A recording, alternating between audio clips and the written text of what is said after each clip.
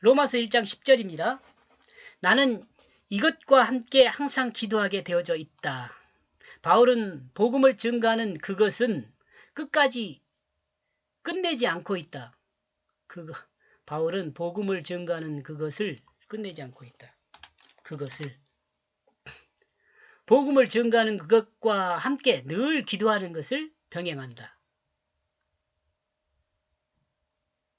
이와 같은 바울의 삶을 보면 예수 그리스도 공생애를 생각할 수 있습니다. 예수님께서도 하나님의 복음을 증거하시고 항상 기도했던 것을 우리는 복음서의 증거를 통해 알 수 있습니다. 그죠? 그렇다면 우리도 예수 그리스도의 복음을 증거하면서 또한 함께 항상 기도하는 일을 쉬지 말아야 한다고 권하고 또한 저도 실행하고 있습니다. 여기서 잠깐 기도에 대해서 말하면 기도는 자신의 소원을 성취하기 위한 그 목적이 아니죠. 기도는 자신의 그 목적을 성취하기 위한 것이 아니에요. 여러분 다 알고 있죠? 기도 응답은 자신의 소원이 이루어지는 것을 말하는 것이 아닙니다. 자신의 소원이 이루어졌으니까 기도에 응답받았다. 이렇게 말하는 것은 별로 자랑거리가 아닙니다. 기도는 자신의 소망을 하나님께 말씀드리면서 하나님의 뜻이 무엇인지를 아는 것입니다. 기도가 뭔지 저는 이렇게 생각합니다. 여러분 공감 안 해도 성경 제가 공부를 제법 했어도 기도가 소원 성취 기도가 가끔 보면 기도가 만병통치약처럼 이야기하는데 글쎄요. 하나님이 내 마음대로 사용할 수 있는 도구가 아니잖아요. 그러므로 그 하나님의 뜻에 우리가 기도하면서요. 그러므로 그 하나님의 뜻에 설득되어 그 하나님의 뜻을 행하기로 마음의 결심함이 하나님의 은혜이며 기도의 응답이에요. 그리스도인은 이 기도를 쉬지 말아야 하는 거죠. 기도는 결과적으로 하나님의 뜻을 묻고 하나님의 뜻을 행하기 위한 것입니다. 여러분 혹시 기도에 대해서 궁금하면 여기 요것이 거의 완벽한 답이지 않을까 이런 생각합니다. 예. 나는 어쩌면 이제 언젠가 성공하게 될 것이다. 복음을 전하고 늘 하나님의 말씀에 설득되는 삶을 사는 사람은 언젠가 하나님의 뜻을 이루게 될 것입니다. 그리스도인이 하나님의 뜻을 이루는 것은 곧 온전한 사람의 온전한 삶을 산 결과라고 하겠습니다. 이것이 성공한 인생이죠.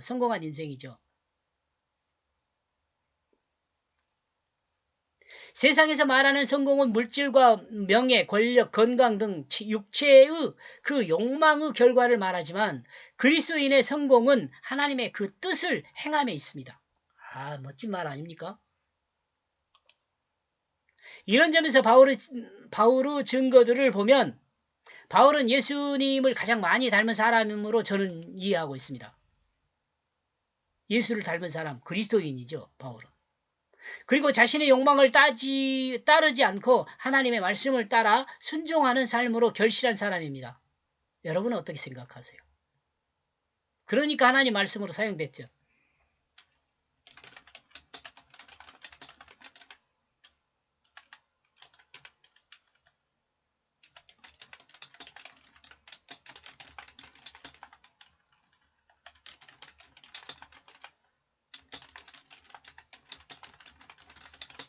바울이 하나님 말씀을 사용됐죠.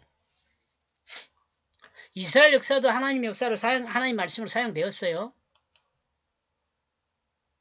성경은 바울이 이와 같은 삶을 사용하여 모든 그리스도인에게 하나님의 뜻을 전하고 있습니다. 바울은 자신의 모든 삶이 하나님의 은혜라고 말합니다. 그 하나님의 그 뜻 안에서 그리스도인의 그 삶의 중심은 하나님의 뜻에 있습니다. 결코 자기 중심에 있지 않습니다. 자기 중심 죽었잖아요. 왜냐하면 하나님을 반역한 그 죄가 자기중심이었으며 그 자기중심은 예수 그리스도가 십자가에 못 박힐 때 죽었습니다. 못 박혀 죽었어요.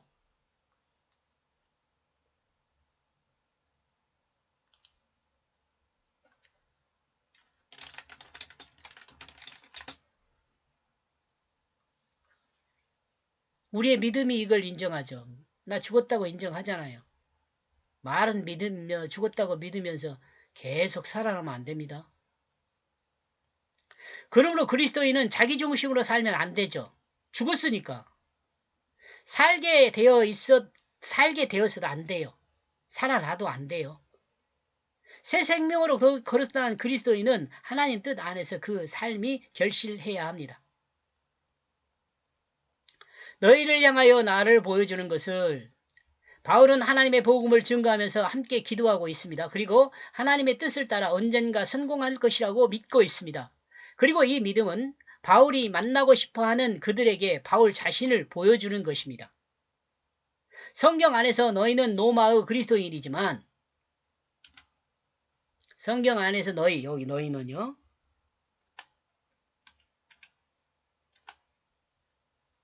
전달하는 의미는 이 시대를 사는 그리스도인인 우리도 포함되어 있습니다. 이러므로 성경은 바울의 삶을 통해 계시된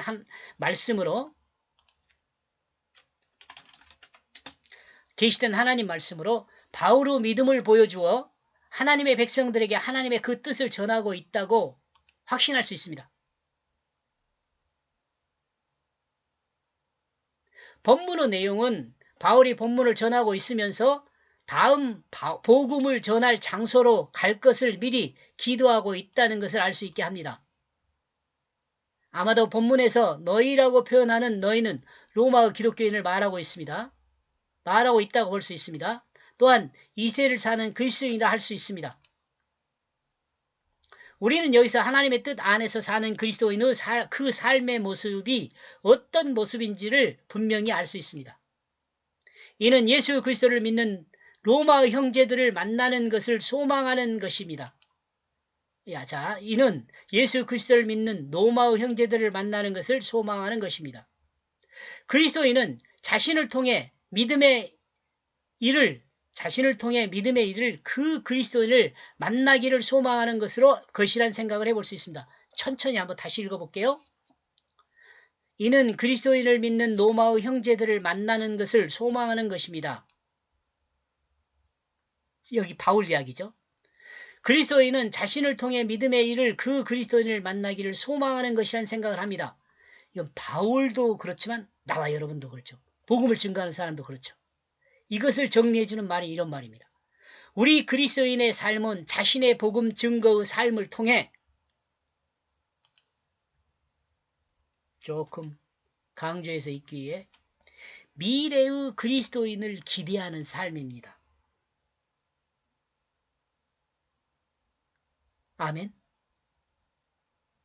이렇게 10절까지 보았습니다. 고맙습니다.